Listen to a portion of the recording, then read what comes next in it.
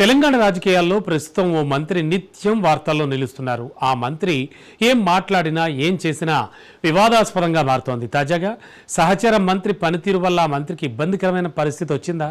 ఇంతకు ఎవరా మంత్రి, ఏమిటా కాంట్రవర్సీ తెలియాలంటే లెట్స్ వాచ్ ది స్టోరీ.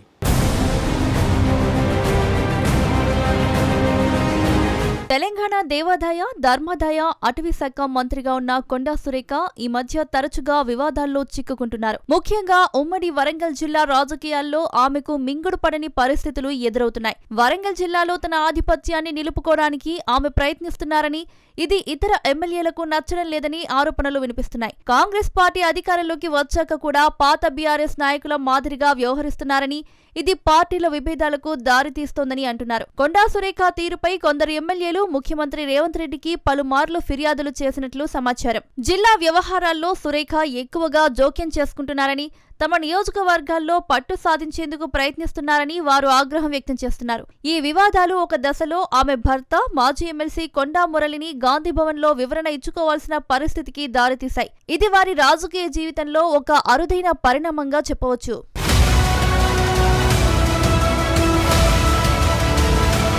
రాజకీయ ప్రత్యర్థులతోనే కాదు, తన సొంత పార్టీలోని సహచర మంత్రులతో కూడా కొండా సురేఖకు విభేదాలు వస్తున్నట్లు వార్తలు వస్తున్నాయి. ఇటీవలే జరిగిన ఒక ఘటన దీనికి నిదర్శనం. సచివాలయంలో కార్మిక శాఖ మంత్రి వివేక్ వెంకటస్వామి చెన్నూరు నియోజకవర్గానికి సంబంధించిన కొన్ని భూ సమస్యలు, అటవీ అనుమతులపై సమీక్ష నిర్వహించారు. ఈ సమావేశానికి అటవీ శాఖ ఆఫీసర్ సువర్ణను కూడా పిలిచారు.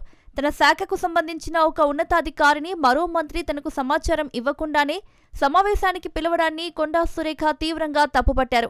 ఇది ప్రోటోకాల్ను ఉల్లంఘించడమే అని, దీనిపై ఆమె తీవ్ర అసహనం వ్యక్తం చేశారని సమాచారం. దీంతో ఈ ఇద్దరు మంత్రుల మధ్య అంతర్గత కోల్డ్ వార్ నడుస్తున్నట్లు వార్తలు వచ్చాయి. అయితే ఈ వివాదంపై ముఖ్యమంత్రి రేవంత్ రెడ్డి ఎలా స్పందిస్తారనేది ఆసక్తికరంగా మారింది.